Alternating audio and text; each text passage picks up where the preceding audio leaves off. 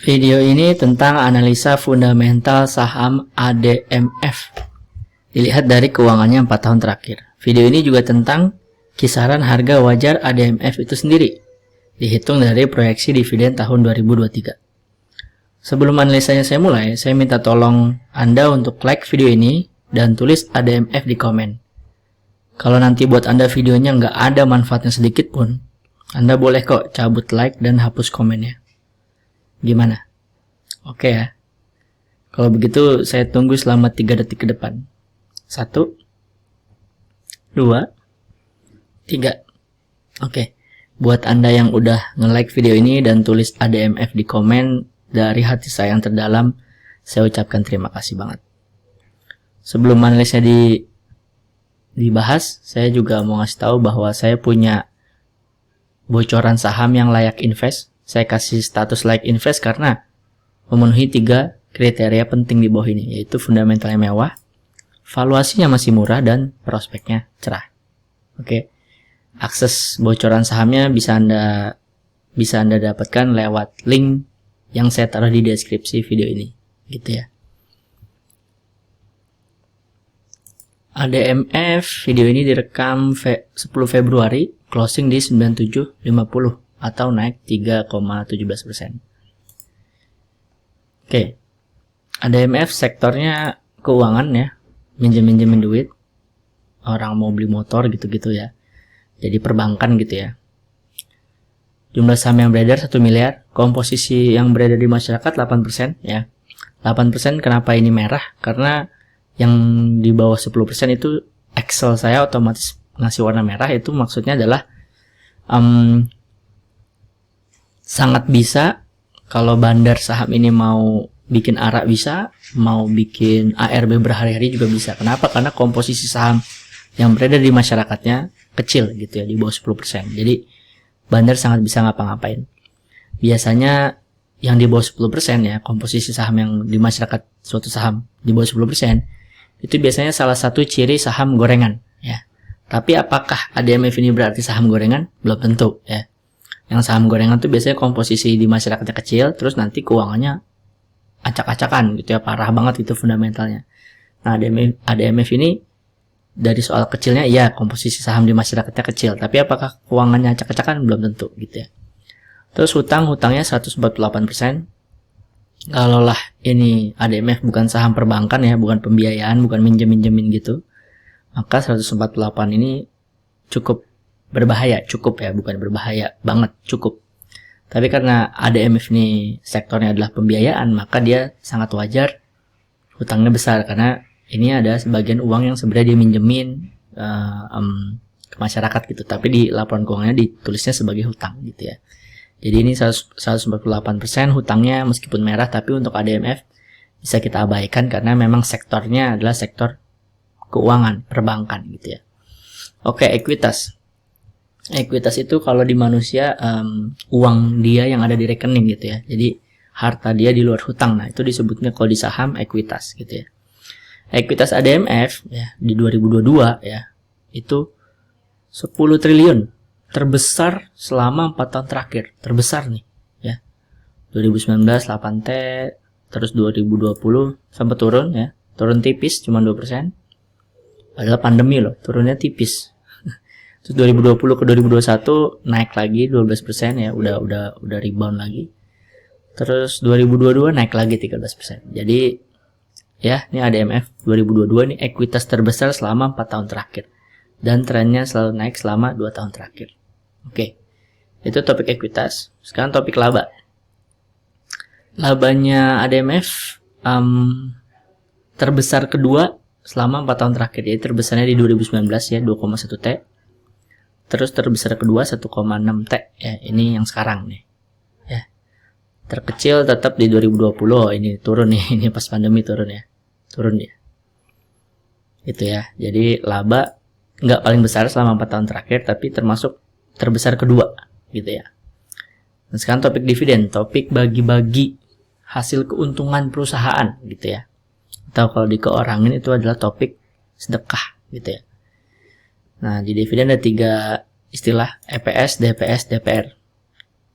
akan ngerti ketika langsung masuk ke studi case. 2019 keuntungan dia ya, atau disebut EPS, itu 2100 per lembar. Dia bagiin ke investor 1000, jadi bagian 1000 dari 2100 ya. Itu DPR-nya 50%. Jadi DPR itu adalah rasio dari yang dia dapat, keuntungan yang dia dapat ke keuntungan yang dia bagian ke investor. Nah, itu disebut DPR gitu ya. Jadi 2019 DPR dia 50%, 2020 50%, 2021 50%. Kalau Anda harus nebak 2022 bagiinnya berapa gitu ya DPR-nya, ya kita bisa masukin 50%. Kenapa? Selama 3 tahun terakhir 50% dia gitu ya. Jadi nggak perlu ribet-ribet nerka ya, nganalisa gitu ya. Terus kalau tadi nebak besaran DPR-nya kira-kira berapa ya, kita udah nebak ya 50% gitu. Tapi soal kemungkinan akan bagi dividen ya kita bisa lihat ke sejarah dia. Sejarahnya si ADMF bagi dividen itu sejak 2005 ya. 2005, 2006, 2007, 8, 9, 10, 11, 12, 13, 14, 15, 16, 17, 18, 19, 20, 21, 22. Oke. Nggak pernah bolong dari 2005 sampai 2022. Dia nggak pernah bolong bagi dividen. Ya. Jadi kalau misalkan ngomongin 100% pasti bagi dividen, kita nggak tahu juga. Kita bukan Tuhan gitu. Kita juga bukan yang punya ADMF gitu ya. Tapi kalau soal ngomongin kemungkinan ya 95% kemungkinan dia bagiin lah. Karena kalau ngeliat sejarah dari 2005 sampai 2022 dia nggak pernah sekalipun, setahun pun nggak pernah dia sekalipun bolong bagi dividennya. Jadi bagi dividennya dia rutin, terus DPR-nya dia juga stabil gitu ya. Jadi sangat mudah diterka. Ini kita masukin 50%. Nah, keluar nih kisaran harga murah, wajar, mahalnya si ADMF. Kalau ADMF di harga sekarang 9.750 disebut murah, enggak juga karena udah kelewat 18% ya. Tapi menyentuh harga wajarnya belum ya. Harga wajarnya ADMF itu ada di 12.000 ya, atau masih ada potensi naik 24% dari harga sekarang ya. Dan mahalnya atau misalkan bisa dijadiin acuan kapan mulai TP itu kalau udah nyentuh 16.000 atau potensinya ada sekitar kenaikan 65% gitu ya. Oke, jadi per video ini, per detik ini saya udah ngebahas dua hal yang saya janjikan di awal, yaitu analisa fundamental ya. Analisa fundamentalnya ADMF nih mewah banget ya. Ekuitas terbesar, laba kedua terbesar selama 4 tahun terakhir. Fundamental mewah, valuasi masih di harga wajar, nggak murah lagi tapi masih wajar, masih boleh masuk ya, masih wajar, bahkan di bawah harga wajar ya, karena ke harga wajarnya masih ada 24% ya, naik lagi gitu 24%. Soal prospek ya, karena dia naik terus, kalau dia ngelanjutin trennya maka prospeknya cerah juga gitu ya.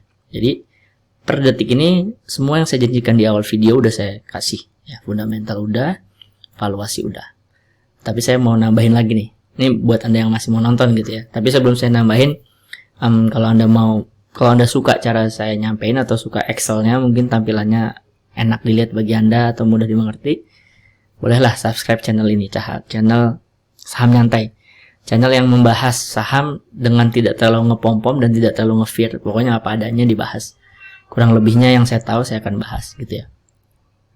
Sekarang kita bahas ceritanya. Anda mau nge-hold ADMF ini bukan cuma buat setahun ke depan, tapi buat 2 tahun ke depan. Nah, dari sudut pandang saya menggunakan valuasi dividen, bisa nggak agak keterka, agak kebaca gitu, agak keprediksi? Bisa.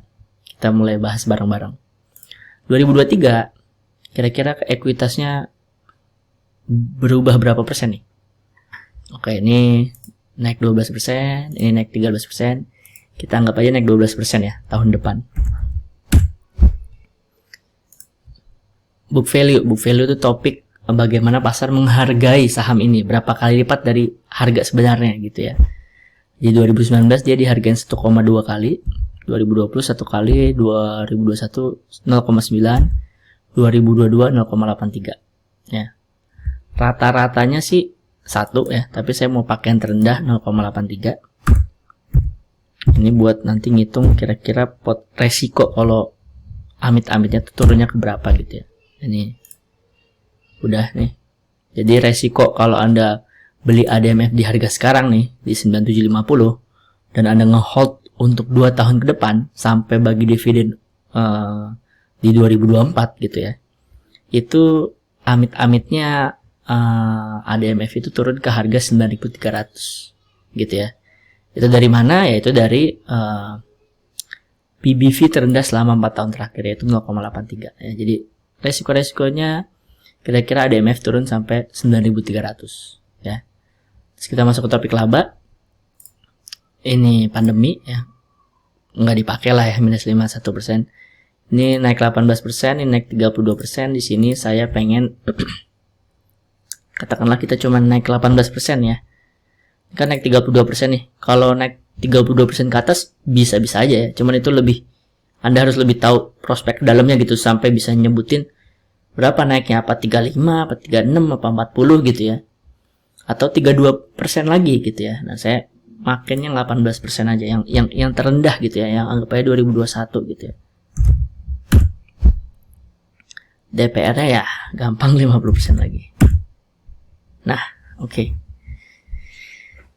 Dengan asumsi 2023 ekuitas ADMF naik 12% ya, di mana 12% ini adalah angka 2021 sebenarnya. Bisa jadi di atas 13% atau bisa jadi 13%. Lalu PBV-nya kita pakai yang paling rendah selama 4 tahun terakhir, yaitu 0,83 kali. Lalu labanya naiknya 18% doang. Kenapa saya bilang doang? Karena ada potensi mungkin di atas 32% atau minimal 32%. Tapi kita pakai aja yang paling rendah 18%, ya, ini 18%. Dan dengan di 2023 EPS dia bagiin dengan DPR 50%, maka resiko ngehold ADMF itu selama 2 tahun ya, sampai 2024 nanti pembagian dividen di 2024 itu Anda turun sekitar 4% ya harganya, yaitu di 9.300 ya. Tapi kalau Anda ngehold selama 2 tahun, inilah resiko Anda, tapi Anda dapat dividen ya dalam 2 tahun itu di angka 17,95%. Jadi kalau ini dinetoin ya hampir nggak ada resiko ya, hampir ya kan, karena resikonya aja cuma turun ke 9.300, yang mana itu cuma minus 4%. Tapi dari dividennya aja udah nutup, karena dividennya kalau Anda megang 2 tahun itu 17%. Jadi ini sama kayak nggak ada resikonya gitu. ADMF ini nggak ada resikonya. Satu-satunya resiko adalah kalau tiba-tiba bandar ikut campur ya kan. Kenapa bisa bandar ikut campur? Kenapa bisa ada kemungkinan itu? Ya karena bandar yang nguasain